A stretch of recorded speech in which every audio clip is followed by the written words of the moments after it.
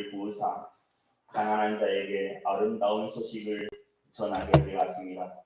나를 보내사 마음이 상한 자를 고치며 포로된 자에게 자유를, 갇힌 자에게 노임을 선포하며 여호와의 은혜의 해와 우리 하나님의 보복의 날을 선포하여 모든 슬픈 자를 위로하되 무릇 시온에서 슬퍼하는 자에게 화관을 주어 그 죄를 대신하며 기쁨의 기름으로 그 슬픔을 대신하며 찬송의 옷으로 그 근심을 대신하시고 그들이 의의 나무 곧 여호와께서 심으신 그 영광을 나타낼 자라 일컬음을 받게 하려 하십니다. 아멘.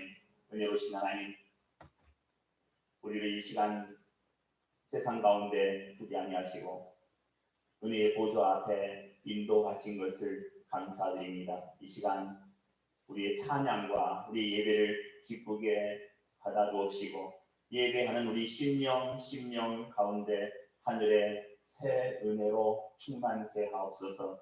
믿고 감사하오며 예수 그리스도의 이름으로 기원하옵나이다. 아멘. 찬송가 290장입니다. 290장입니다.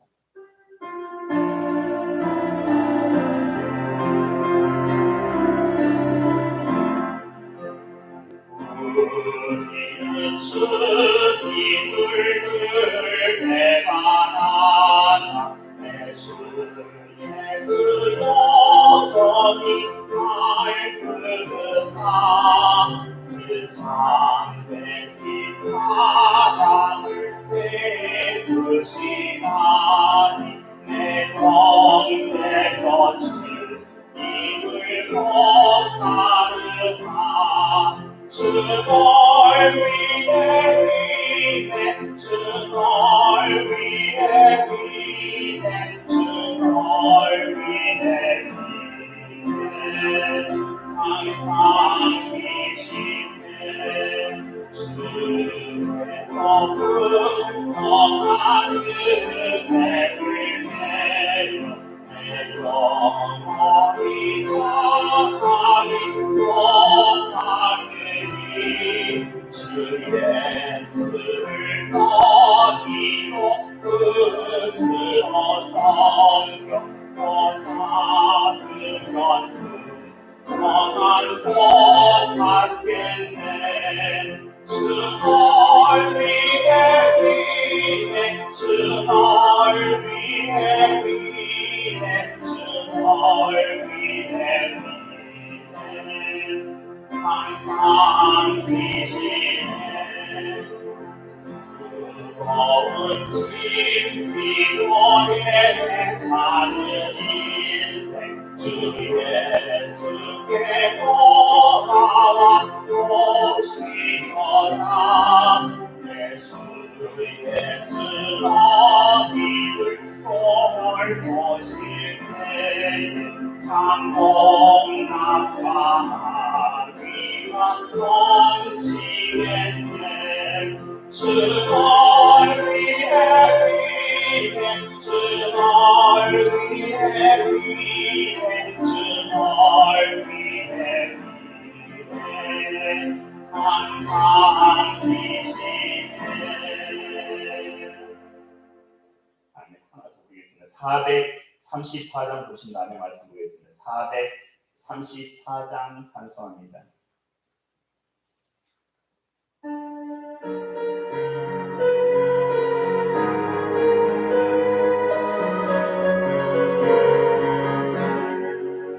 귀하신 친구 내게 계시니 나 주 안에 늘 기쁘다 깊이가 내게 씻으셨으니 나 주 안에 늘 기쁘다 나 주 안에 늘 기쁘다 나 주 안에 늘 기쁘다 주 나와 늘 공에 가시니 나 주 안에 늘 기쁘다 주 내 짐 대신 지시었으니 나 주 안에 늘 기쁘다 그 생명 보여 나를 구하니 나 주 안에 늘 기쁘다 나 주 안에 늘 기쁘다.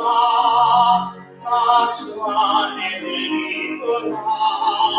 주 나와 늘 보게 하시니 나 주 안에 늘 기쁘다.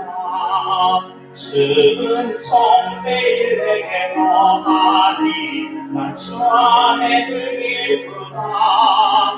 그 악한 죄악에서 지키니 나 주 안에 늘 기쁘다. 나 주 안에 늘 기쁘다.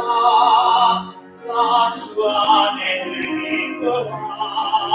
주 나와 늘 보게 하시니 나 주 안에 늘 주님 내 집 대신 지시었으니 주 내 집 대신 지시었으니 나 주 안에 늘 기쁘다. 그 생명 보여 나를 구하니 나 주 안에 늘 기쁘다. 나 주 안에 늘 기쁘다. 나 주 안에 늘 기쁘다. 주 나와 늘 보게 하시니 나 주 안에 늘 기쁘다. 주는 총 매일 내게 거하니 나 주 안에 늘 기쁘다. 그 악한 죄악에서 지키니 나 주 안에 늘 기쁘다. 나 주 안에 늘 기쁘다. 나 주 안에 늘 기쁘다. 주 나와 늘 보게 하시니 나 주 안에 늘 기쁘다. 아멘. 신약성경 누가복음 말씀 보겠습니다. 누가복음 17장 11절로 19절까지 말씀입니다. 누가복음 17장 11절에서 19절까지 신약성경 124쪽입니다.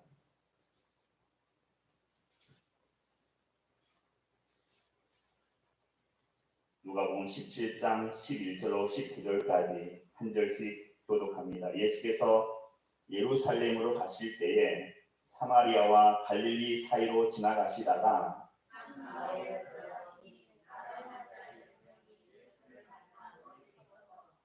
소리를 높여 이르되 예수 선생님이여 우리를 불쌍히 여기소서 하거늘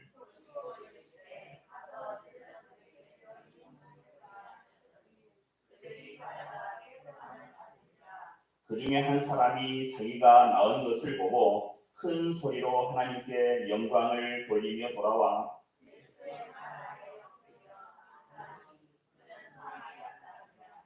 예수께서 대답하여 이르시되 10사람이 다 깨끗함을 받지 아니하였느냐? 그 9은 어디 있느냐?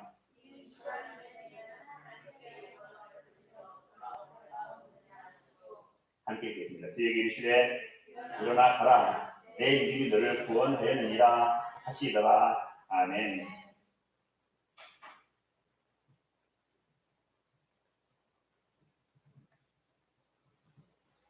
우리 한국에서 기독교 상담학으로 아주 유명한 목사님이 계십니다. 정태기 목사님이십니다.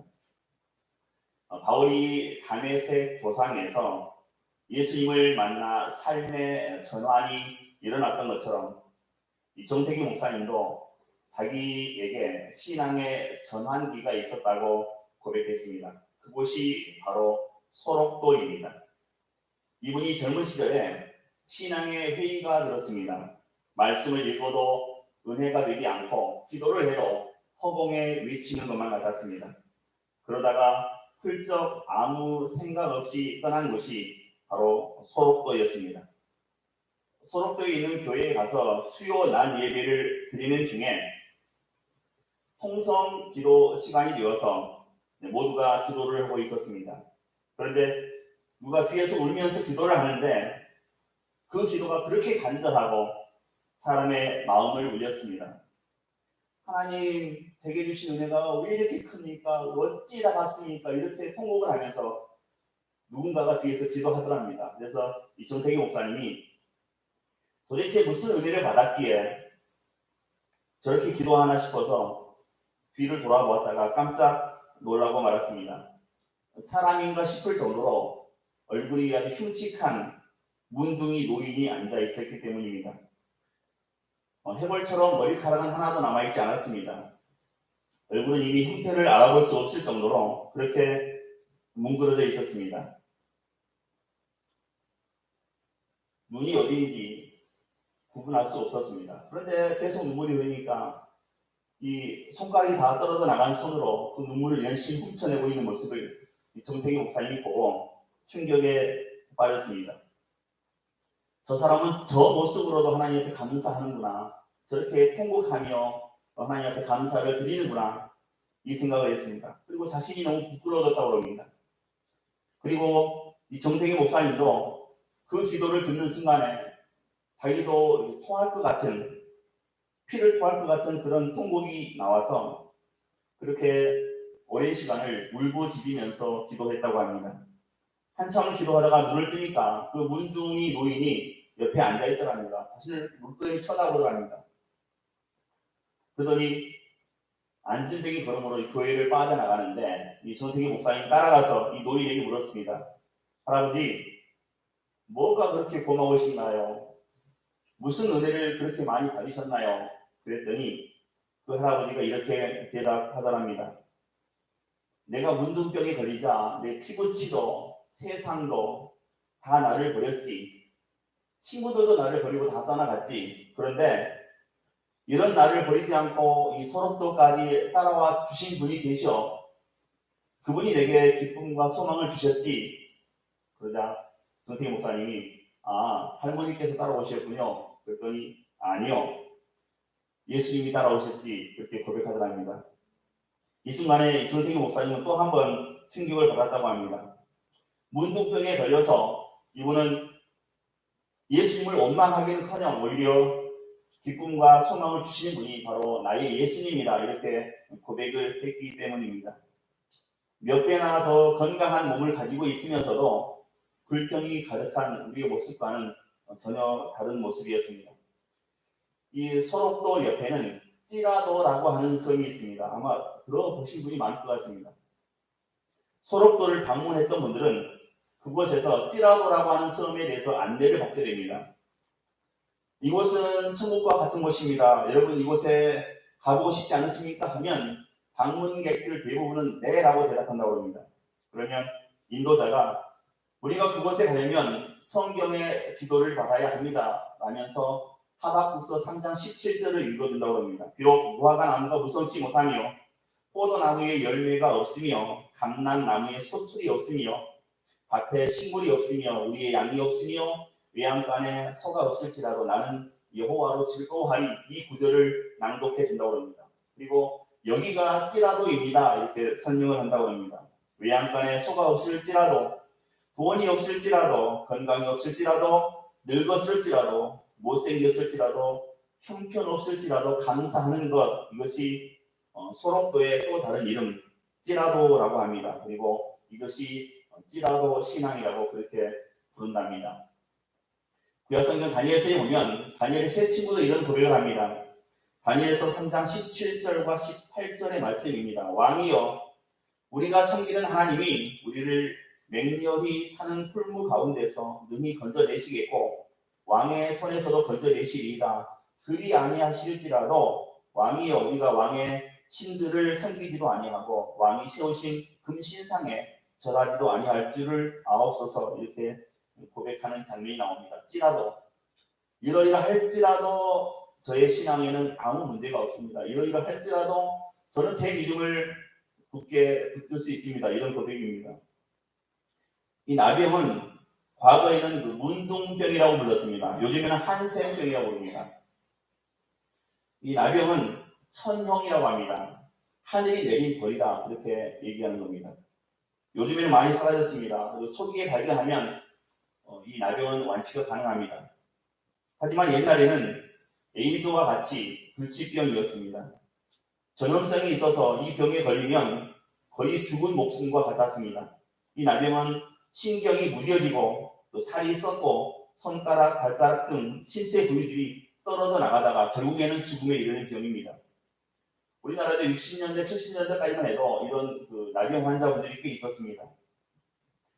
제가 전도사 때 포천 어디에 신방을 갔는데 그 동네 옆에도 이런 분들을 격리해서 수용하는 시설이 있더라고요. 전남의 소록도는 이런 분들을 수용하는 곳으로 아주 유명합니다. 유대인들은 이 문둥병 환자들의 곰고 썩는 이 피부에 혐오감을 느꼈습니다. 그리고 전염될까 두려워서 그 사람들을 도시 밖으로 격리시켰습니다. 요즘 우리가 이 코로나19 확진자들을 격리시키듯이 이 문둥병자들은 그렇게 사회에서 강제적으로 격리 조치되었었습니다. 이 문둥병 환자들은 밭을 갈거나 농사 짓는 일을 할 수가 없었습니다. 왜냐하면 손가락이 다 떨어져 나갔습니다. 손가락이 없습니다. 발가락도 없습니다. 손가락이 없으니까 일을 못하는 겁니다. 농사를 못 짓습니다. 그래서 이 문둥병자들은 되게 가난하고 먹을 것이 늘 부족했습니다. 식량 때문에 늘 고민했습니다. 그렇다고 해서 이 허기진 배를 채우기 위해서 함부로 마을에 들어갔다가는 돌에 맞아 죽게 되어 있습니다.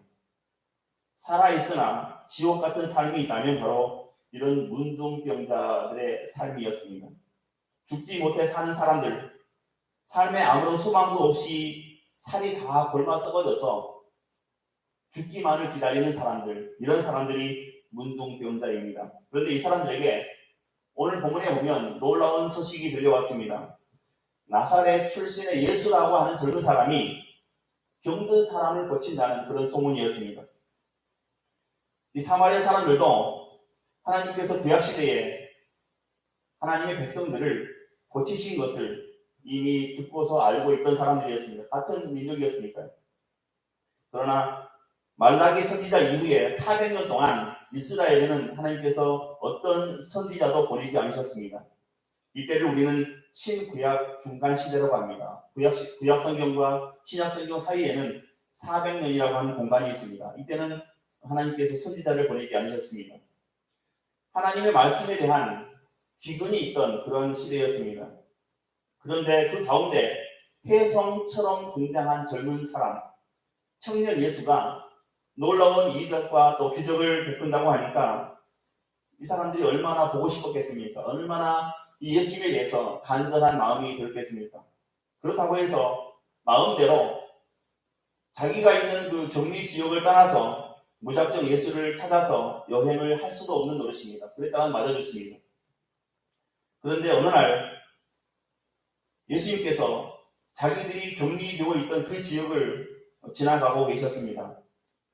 수많은 사람들이 따르고 있었으니까 저분이 예수구나라고 쉽게 알 수 있었을 것입니다. 지금 만약에 예수님께서 이대로 지나가시면 언제 또 예수님을 만날지 장담할 수 없는 일입니다. 천재일후. 천년에 한 번 있을까 말까 한 그 기회가 지금 온 것입니다. 그렇다고 해서 예수님을 보자고 가까이 가면 율법에 따라 돌에 맞아 죽게 되어 있습니다. 그래서 이 사람들이 어떻게 했는가? 12절에 보시면 이 10명의 문둥병자가 멀리 서서 소리를 지릅니다. 예수 선생님, 우리를 불쌍히 여겨주세요. 이렇게 소리를 지르는 겁니다. 내 삶의 마지막 희망, 또 유일한 희망이 되시는 그 예수님을 눈앞에 두고 있는데 이 사람들이 얼마나 간절하게 소리쳤겠습니까? 예수 선생님, 예수 선생님, 제발 그 일이 해주세요. 큰 소리로 불렀습니다. 아마 목이 다 쉬었겠지요. 왜 가까이 다가가지 못하고 멀리 서서 예수님을 불렀을까요? 조금 전에 말씀드린 대로 그 당시에 나병에 걸리면, 문둥병에 걸리면 부정한 사람으로 취급되었기 때문입니다. 레위기 13장 45절과 46절에 보면 이 율법의 규정에 따르면 이 문둥병자들은 옷을 찢고 머리를 풀고 윈 입술을 가리고 나는 부정하다, 나는 부정하다 이렇게 사람이 다가오면 소리쳐야 했습니다. 이게 의무였습니다. 그래서 다른 사람들이 접근을 못하도록 그렇게 사인을 주는 겁니다. 이렇게 해야만 했습니다. 그런데 어떻게 예수님 앞에 감히 나갈 수가 있겠습니까? 그 당시에 사회에서 격리되었던 사람들, 혐오의 대상들이 나병 환자들, 문둥병자들이었습니다. 그렇기 때문에 멀리 서서 우리를 불쌍히 여겨주세요라고 그렇게 큰 소리로 외쳤던 것입니다. 그들이 외치는 이 소리는 절규라고 해야 되겠죠. 처절한 절규입니다. 이때 예수님은 그들을 불쌍히 여겨 이렇게 말씀하셨습니다. 가서 제사장에게 너희 몸을 보이라 이렇게 응답하셨습니다. 제사장에게 너희 몸을 보이라 이렇게 말씀하신 이유는 이 문둥병을 진단하는 책임이 제사장들에게 있었기 때문입니다. 그리고 문둥병이 발병했다는 것도 마찬가지고 다 나았을 때도 제사장이 우슬초에다 짐승의 피를 찍어서 그 사람의 몸에 뿌려야 이 사람이 건강한 사람으로 인정을 받게 되는 겁니다. 그리고 속건제 또 속죄제도 드려야 했습니다. 그래서 예수님께서 이 사람들에게 제사장에게 가서 너희 몸을 보이고 제사장이 너희에게 이르는 대로 그 절차를 따라라 이렇게 명령하신 거나 마찬가지입니다. 예수님께서 가서 너희가 제사장에게 몸을 보이라 이렇게 말씀하신 것은 이미 그 병이 나았다 그런 선언이나 마찬가지입니다. 놀라운 것은 10명의 이 문둥병자들은 예수님의 말씀을 듣고 예수님의 말씀 그대로 곧바로 제사장에게로 갔다는 것입니다. 이들이 예수님의 말씀만 듣고 제사장에게로 갔다고 하는 것은 상당한 믿음의 행동이었다고 보여집니다. 생각해 보시기 바랍니다. 지금 아직 문둥병이 나온 게 아닙니다. 그럼에도 불구하고 그들은 예수님의 말씀을 믿고 그대로 행했습니다. 그리고 가다가 깨끗함을 받았습니다. 성경은 그들이 예수님의 말씀을 듣고 믿고 그리고 순종하여 가다가 깨끗함을 받았노라고 기록하고 있습니다. 순종은 언제든지 이런 기적을 우리에게 가져다 주는 것입니다. 그런데 문제는 10명 모두가 다 나았지만 그 중에 한 사람만이 자기가 나은 것을 보고 큰 소리로 하나님께 영광을 돌리며 돌아왔다는 것입니다. 그리고 예수님의 발 앞에 엎드려서 감사했다는 것입니다. 다 고침받았는데 그 중에 한 사람만이 예수님을 찾아왔습니다. 그것도 이 감사드린 사람은 유대인도 아니고 이방인, 사마리아 사람이었다고 성경은 기록하고 있습니다. 그때 예수님께서 이렇게 말씀하십니다. 10사람이 다 깨끗함을 받지 아니하였느냐? 그 9은 어디 있느냐? 이렇게 말씀하셨습니다.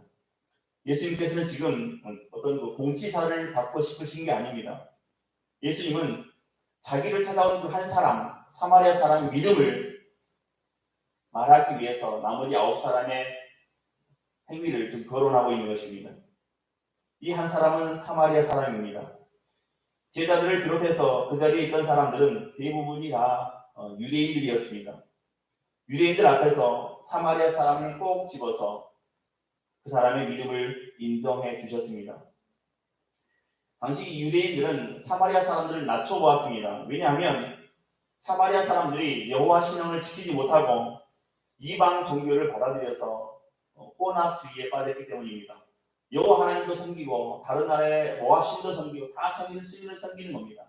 여기에도 구원이 있고 저기에도 구원이 있고 이런 혼합주의에 빠졌기 때문에 정통 유대인 입장에서는 저 완전히 사이비인 겁니다. 그래서 유대인들이 사마리아 사람을 볼 때 아주 낮춰봤습니다. 사람 취급을 하지 않았습니다.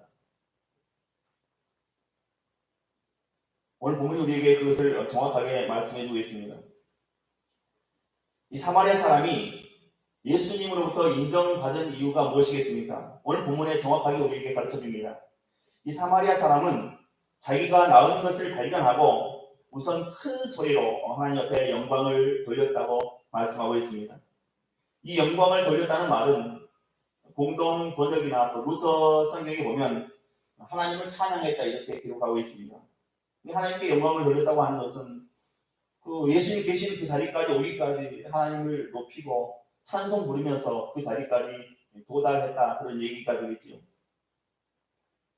전설 같은 이야기입니다만 하나님이 어느 날 두 천사에게 각각 바구니 하나씩을 주면서 세상에 내려가서 기도의 내용을 한 바구니에 담아가지고 오고 나머지 한 바구니에는 감사의 내용을 담아가지고 오라 이렇게 명령하셔서 두 천사가 세상에 내려오게 되었습니다. 그리고 한 달이 지난 다음에 기도의 바구니를 들고 간 천사는 하늘에 올라오면서 끙끙대면서 그 기도의 바구니를 끌고 올라왔다고 합니다. 기도의 내용을 가득 담아서 왔습니다. 하나님 이것도 해주세요. 저것도 해주세요. 복도 주세요. 저거 해주세요. 응답해주세요. 너무나 기도의 제목이 많은 겁니다. 그래서 한 다원이 가득 채워서 하나님 앞에 내어드렸습니다. 그런데 감사의 바구니를 들고 온 천사는 하늘 아래 올라오는데 바구니 들고 덜렁덜렁 올라오더랍니다. 그 안에 봤더니 겨우 3장, 감사의 내용이 또 3장밖에 들어있지 않더랍니다. 물론 얘기입니다. 그냥 이야기입니다. 우리가 다급하면 우리가 하나님께 필요한 것을 구하게 되어 있습니다. 그러나 그것을 응답받은 후에 감사하는 사람이 너무 적다라는 그런 말씀입니다. 이 나병 환자들은 얼마나 절박했겠습니까? 이 죽음의 자리에서 건짐받는 것, 고침받는 것, 이건 기적적인 일입니다.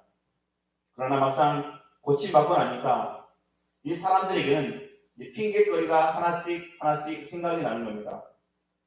갈 길이 바쁘다, 가족에게 가야 되겠다, 제사장에게 가야 되겠다, 이렇게 자기 핑계를 대면서 하나님이 주신 그 감사를 그 자리에서 잃어버리고 말았습니다. 그 중에 한 사람, 이 사마리아인만이 예수님께 와서 감사를 드렸다는 얘기입니다. 모두에게 멸시받고 소외당하던 그 한 사람, 그 비천한 한 사람이 와서 오히려 예수님께 감사를 드린 것입니다. 암병동에서 근무하는 어떤 간호사의 얘기입니다. 어느 날 새벽 5시쯤 되었는데 호출벨이 울렸습니다. 무엇을 도와드릴까요? 아무 대답이 없었습니다. 그래서 간호사가 병실에 환자에게 무슨 일이 생겼구나 하고 급히 불이 났게 병실로 쫓아갔습니다. 창가 쪽에서 작은 불빛이 커튼 사이로 새어나왔습니다. 커튼을 제치니까 그 병원에서 가장 오래된 암 환자가 이렇게 앉아서 묻더니 이렇게 사과를 하나 내밀더랍니다. 그래서 왜요? 그랬더니 사과 좀 깎아주세요 그럽니다. 그래서 새벽 5시에 긴급 호출벨을 듣고 왔는데 사과 깎아주세요. 그래서 옆에 보니까 자기 부인이 누워 잠을 자고 있더랍니다. 그래서 조용히 얘기했다면 아니 이런 것은 보호자한테 깎아달라고 하셔야죠. 이걸 가지고 호출하시면 어떡합니까? 그 할아버지가 그냥 깎아줘요. 그래서 옆에 다른 분들 낄까 이 간호사가 마지못해서 그 사과를 깎는데 얼마나 제대로 깎았으니까 대체 생기도 않는 것을 깎았습니다. 그러니까 이 할아버지 보더니 이쁘게 좀 깎아줘요 그러더랍니다. 그래서 마지못해서 깎아주는데 깎아주고 나니까 좀 잘게 썰어줘요 그러더랍니다. 짜증이 확 나왔습니다. 그래서 할아버지가 쳐다보더니 했어요 그러더랍니다. 그래서 마지못해서 사과를 잘게 썰어서 접시 놔두고 그냥 도망쳐 나오듯이 나와버렸답니다. 그리고 며칠 지나서 이 할아버지가 돌아가셨습니다. 근데 이제 3일장이 지나고 그 할아버지 부인 되시는 분이 이 간호사를 찾아왔다고 합니다. 그리고 이렇게 얘기합니다. 간호사님 사실 그날 새벽에 그 사과 깎아주셨을 때 저도 깨어 있었습니다. 그날이 저희 결혼 기념일이었는데 아침에 보니까 남편이 그 결혼 기념일 선물이라며 사과 깎은 그 접시를 제게 주었습니다. 제가 사과를 참 좋아하는데 남편은 손에 힘이 없어서 깎아줄 수가 없어서 간호사님에게 부탁했던 겁니다. 저를 깜짝 놀라게 하려던 그 남편의 마음을 지켜주고 싶어서 저도 그냥 모른 척하고 잠자는 척했습니다. 만약에 간호사님이 거절하면 어쩌나 정말 망설여서 조마조마했습니다. 그날 새벽에 사과 깎아주셔서 정말 고맙습니다. 이렇게 정중하게 인사를 하더랍니다. 이 말을 들은 간호사가 너무 부끄러워서 차마 고개를 들지 못했다고 합니다. 눈물이 쏟아졌다고 합니다. 간호사는 그 새벽에 그 가슴 아픈 사랑 앞에 얼마나 자기가 무심하고 어리석었던가 그렇게 후회했다고 합니다. 한평 남짓한 그 작은 공간이 세상의 전부였던 그 환자와 보호자, 그 사람들의 그 고된 삶을 미처 들여다보지 못했던 옹색한 자신이 너무나 부끄러웠다고 그렇게 얘기를 합니다. 이 간호사가 울고 있는데 그 미망인이 간호사의 손을 잡으며 이렇게 얘기했다고 합니다.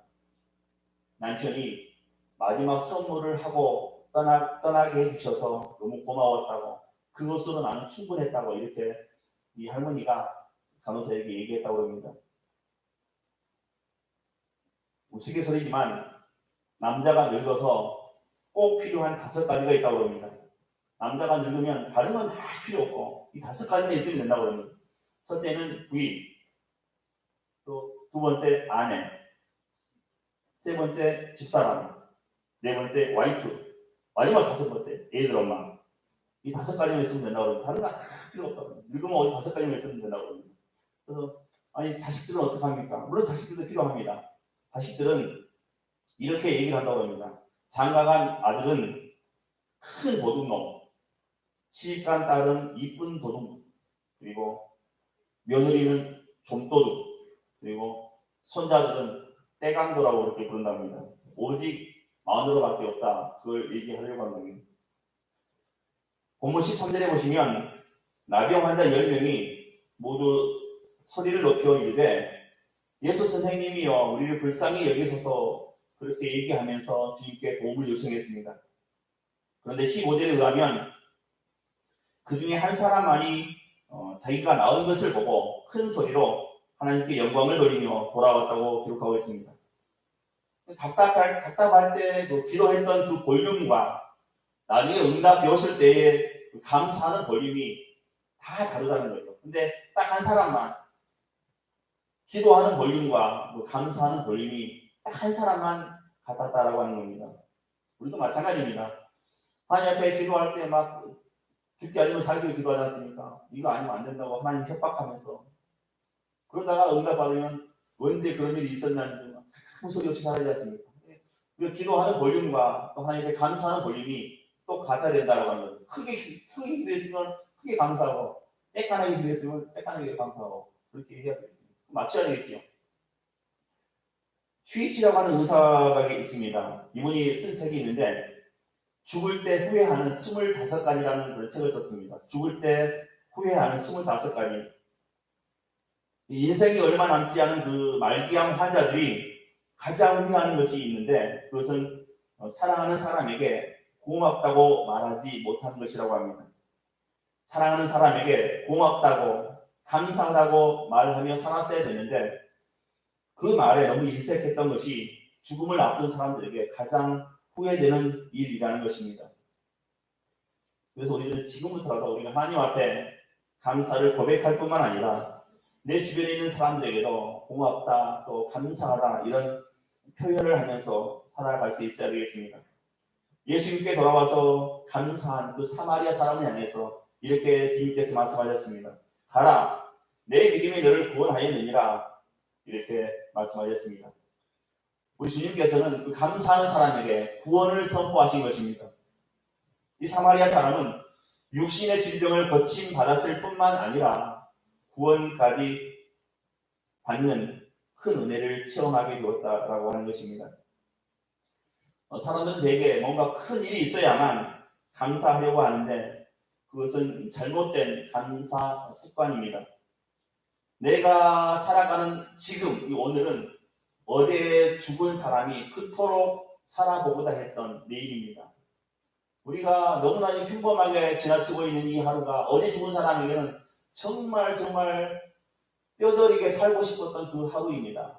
우리는 아무렇지 않게 살아가지 않습니까? 감사할 줄도 모르고 불평이나 하고 그렇게 살아가지 않습니다. 지나간 그 시간 동안 하나님께서 내게 베풀어 주신 모든 은혜를 우리가 깊이 생각하면 우리는 감사하지 않을 수가 없습니다. 이 사마리아인이 가장 먼저 한 행동이 무엇입니까? 본문에 보시면 큰 소리로 하나님께 영광을 돌리며 돌아왔다 이렇게 기록하고 있습니다. 이 사마리아인이 가장 먼저 한 행동은 돌아오는 것이었습니다. 그는 자기에게 깨끗함을 주신 예수 그리스도께로 다시 돌아오면서 계속해서 큰 소리로 하나님을 찬양했던 것입니다. 다른 9명은 아직 자신들이 깨끗하게 된 것을 몰랐을까요? 그렇지 않았을 겁니다. 이 한 명의 나병 환자만 자기의 깨끗해진 피부를 보면서 조용히 예수님께 돌아오진 않았을 것입니다. 이 사람은 돌아오면서 기쁨을 주체를 하지 못했을 것입니다. 아마 처음 그의 병이 완전히 사라진 것을 확인한 후부터 터져나온 눈물과 그 기쁨의 감정을 주체하지 못했을 것입니다. 그럼 나머지 9명은 어땠을까요? 마찬가지입니다. 다 기쁨을 누렸을 것입니다.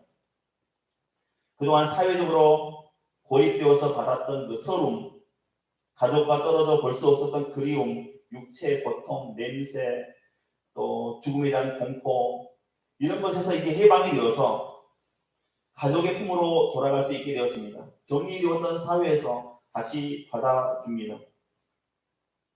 이 고장난 몸에서 이 정상적인 몸으로 자기 몸이 반응을 하고 있습니다. 얼마나 기쁘겠습니까? 이 9명의 모든 나병 환자가 이것을 다 확인하고 기뻐서 서로 얼싸안고 그렇게 행복해했을 것입니다. 하지만 그 9사람은 예수님께 돌아오지 않았습니다. 한 사람만 예수님께 돌아왔다고 기록하고 있습니다. 모두가 하나님께 영광을 돌렸을 것입니다. 그러나 그중 한 사람만이 하나님이 누구인지 알고 하나님께로 돌아왔습니다. 나중에 예수님이 이렇게 말씀하십니다. 18절에 이 이방인 외에는 하나님께 영광을 돌리러 온 자가 없느냐. 이 사마리아 이 한 사람만이 자기에게 좀 긍휼을 베푸신 예수가 하나님이며 자신을 깨끗하게 하신 능력이 하나님이신 예수 그리스도에게서 나왔다는 사실, 그것을 알고 감사를 드리러 왔다 하는 사실입니다. 모든 사람이 예수가 자신을 고칠 것을 믿었습니다. 이 10명의 모든 환자가 이 예수가, 내가 부르는 저 예수가 나를 고칠 것을 믿었습니다. 그리고 고치 받았습니다. 하나님께 영광을 드리며 모두 다 기뻐했습니다. 하지만 예수를 영접하기 위해서 돌아온 사람은 한 명뿐이었다라고 하는 사실입니다. 그는 예수님의 발 앞에 머리를 숙이고 엎드립니다. 그리고 감사를 드렸습니다. 누가복음의 저자는 이렇게 얘기합니다. 그는 사마리아 사람이었다. 유대인이었으면 이런 말을 기록하지도 않았을 겁니다. 전혀 기대하지도 않았던 사마리아 사람이 이렇게 예수님께, 하나님께 감사를 표했다라고 하는 것입니다. 독일에서 한 외과 의사가 설암, 혀암을 수술하게 되었습니다. 혀를 잘라내지 않으면 목숨이 위태롭기 때문에 반드시 혀를 절단해야만 했습니다. 의사가 여인에게 말했습니다. 이제 혀를 절단하고 나면 평생 영영 말을 못하게 될 터인데 마지막으로 한마디 해보십시오. 수술 들어가기 전에 마지막으로 한마디 해보십시오. 이렇게 얘기했습니다. 그랬더니 이 여인이 조용히 눈을 감고 묵상 기도를 하더랍니다. 한참 있다 눈을 뜨더니 그 한마디를 이렇게 하더랍니다. 주님 감사합니다. 이렇게 얘기하더랍니다. 이게 한마디였습니다. 그리고 의사에게 이제 자르세요. 그렇게 얘기했답니다. 의사가 쓴 글에 나와 있는 내용입니다. 우리에게도 묻혀있는 감사의 제목들이 얼마나 많은지 모릅니다. 우리가 깨닫지 못한 그 하나님의 은혜가 얼마나 많은지 모릅니다. 우리가 묻어버린, 감사해야 되는데 우리가 스스로 묻어버린 그 감사의 제목들이 얼마나 많은지 모릅니다. 그것을 찾아내서 하나님 앞에 마땅한 감사와 찬양을 드리는 게 옳다고 봅니다. 명심보감에 보면 우리가 몸에 한 가닥 실 오락이라도 거쳤으면 배짜는 여인의 수고를 기억하고, 우리가 밥세끼, 삼시세끼를 먹는다면 농부의 수고를 기억해라 이렇게 기록하고 있습니다. 또 세익스피어라는 사람은 감사할 줄 모르는 자식보다는 차라리 독사한테 물려 죽는 게 낫다 이렇게 글을 써놓게 되어 있습니다. 주님은 오늘 본문 17절에서 그 9은 어디 있느냐 이렇게 말씀하셨고, 또 18절에서는 이 이방인 외에는 하나님께 영광을 돌리러 온 자가 없느냐 이렇게 말씀하셨습니다. 19절에는 일어나 가라 내 믿음이 너를 구원하였느니라 이렇게 기록하고 있습니다. 이 말씀들이 무엇을 의미하겠습니까? 주님은 감사하는 사람을 찾고 있고 또 주님께서는 감사하는 사람을 원하신다는 것입니다. 그리고 중요한 것은 이 감사는 믿음에서 비롯된다는 것입니다.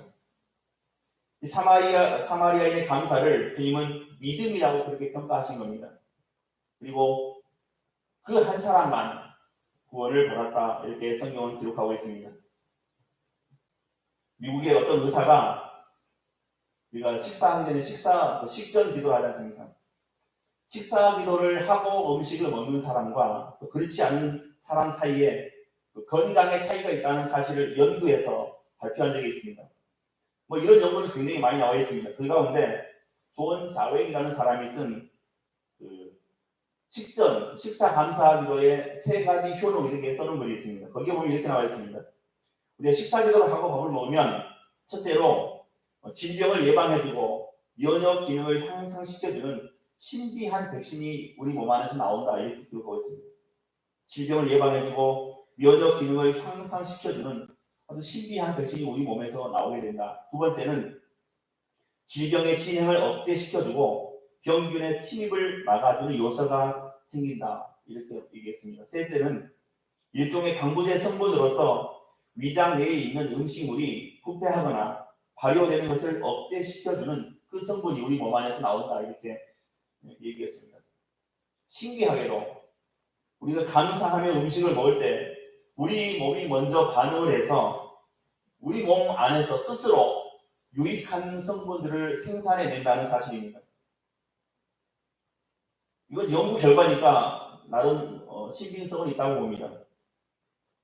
감사하지 않고 먹는 그 진수성찬보다 반찬이 김치 하나라도 그것을 감사하며 맛있게 먹을 때 그것이 우리 몸에 보약이 된다는 사실입니다. 이 감사의 능력은 참으로 놀라운 것입니다. 그래서 잠언서에 보면 부유하면서 다투는 집안보다 차라리 손가락 끄떡 빨면서 화목하게 지내는 집안이 훨씬 낫다. 서로 위하고 사랑해주는 그런 가난한 집이 훨씬 낫다. 이렇게 우리에게 잠언서에서 가르쳐주고 있습니다. 말씀 정리하겠습니다. 이 감사는 우리 삶의 경쟁력입니다. 감사는 우리 삶의 경쟁력입니다. 내가 경쟁력이 있고 우리 가정이 경쟁력이 있고 우리 교회가 경쟁력이 있으려면 감사할 줄 알아야 됩니다. 감사가 넘쳐나야 됩니다. 감사한 만큼 행복하게 살 수가 있습니다. 행복하기 때문에 너무너무 행복에 겨워서 감사하는 게 아닙니다. 감사하면 행복해지는 겁니다. 또 감사하면 풍요롭게 살 수 있습니다. 풍요로워서 막 돈이 남아들어서 어쩔 줄 몰라서 감사하는 게 아닙니다. 감사하면 우리의 삶이 풍요로워지는 것입니다. 감사하면 성공할 수 있습니다. 성공해서 할 일이 없어서 감사하는 게 아닙니다. 감사하면 손해보고 궁핍해지는 것이 아니라 감사하는 삶을 살면 우리에게 유익이 되고 여유로운 삶을 살아갈 수 있게 된다. 이것이 하나님의 역사이다라고 오늘 성경이 우리에게 말씀해주고 있습니다. 우리가 감사하면서 복도 누리고 하나님의 은혜도 누리고 또 하나님께 인정받는 저와 여러분의 삶이 되어야 되겠습니다. 그런 삶이 되시기를 주님의 이름으로 축원드립니다. 기도하겠습니다. 은혜로우신 하나님, 이 시간 우리에게 믿음을 더하여 주옵소서. 우리가 일생을 살아가면서 우리가 기도하는 그 볼륨과 하나님께 감사하는 볼륨이 늘 동일하게 하시고 기도하는 만큼 늘 감사하며 찬양하며 나아갈 수 있도록 도우시고 축복해 주옵소서. 우리 감사하며 나아갈 때 우리 삶 가운데 날마다 놀라운 기적으로 역사해 주시고 축복해 주옵소서. 믿고 감사하며 예수 그리스도 이름으로 기도하옵나이다. 아멘. 찬송가 445장 부릅니다. 445장입니다.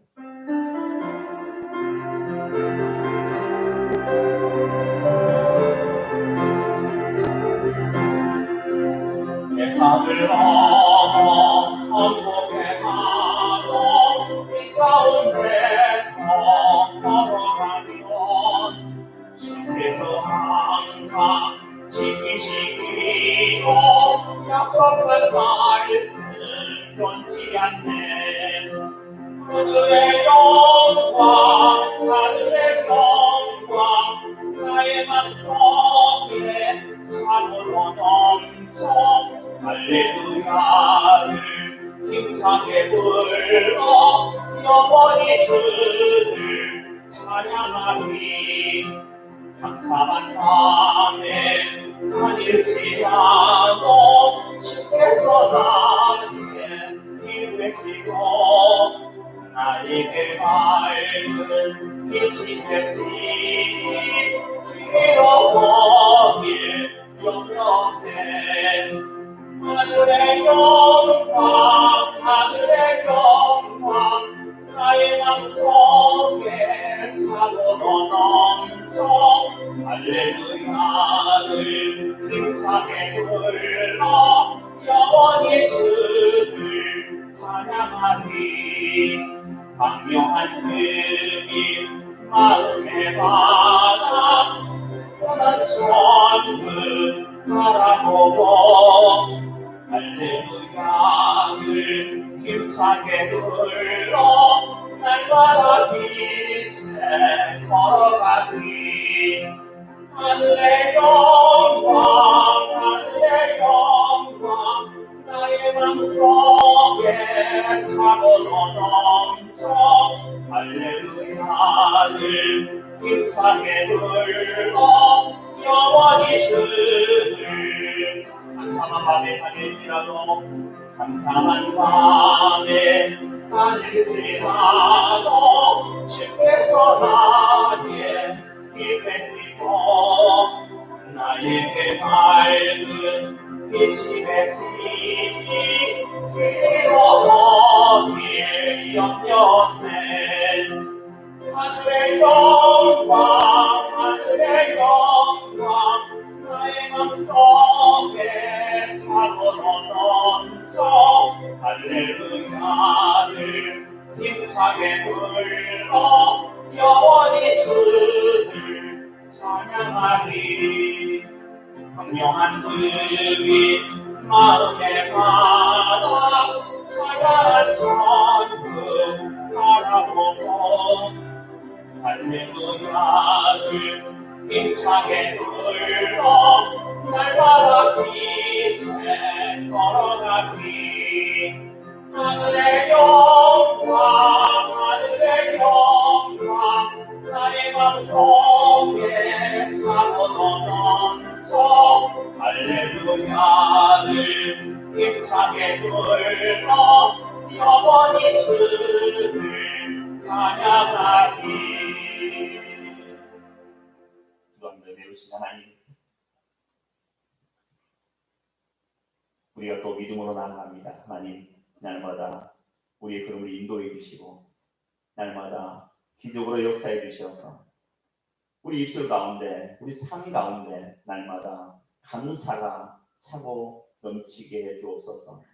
감사가 넘치는, 감사에 부족함이 없는 그런 삶이 될 수 있도록 성령께서 날마다 깨우쳐 주시고 도와주옵소서. 하나님, 우리가 날마다 예수로 충만한 삶을 살아갈 수 있도록 도와주옵소서. 우리가 세상 것으로 채우지 아니하고 오직 예수로 충만하여서 날마다 주님의 도우심으로 승리하는 삶이 되게 해 주옵소서. 하나님, 이 시간도 우리 모든 연약함을 아시오니 우리 머리 위에 안수해 주시어서 이 시간 우리의 모든 아픔이, 통증이 예수 이름으로 치유되게 하시고 우리가 건강한 몸을 입게 하시고 또 건강한 믿음으로 나아갈 수 있도록 축복해 주옵소서.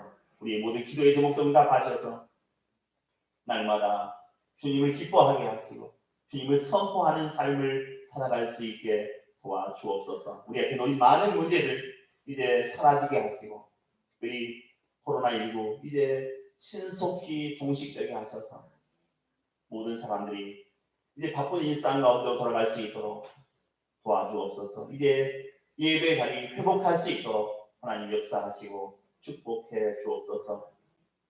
이 시간 우리 하나님께서 날마다 때마다 일마다 우리를 도우시고 놀랍도록 축복하실 것을 믿사옵고 예수 그리스도 이름으로 기도하옵나이다. 아멘. 주님께서 가르쳐주신 기도로 예배를 마칩니다. 하늘에 계신 우리 아버지 이름을 거룩하게 하시며 아버지의 나라가 오게 하시며 아버지 뜻이 하늘에서와 같이 땅에서도 이루어지게 하소서. 오늘 우리에게 일용할 양식을 주시고 우리가 우리에게 잘못한 사람을 용서하여 준 것 같이 우리 죄를 용서하여 주시고 우리를 시험에 빠지지 않게 하시고 악에서 구하소서. 나라와 권능과 영광이 영원히 아버지의 것입니다. 아멘.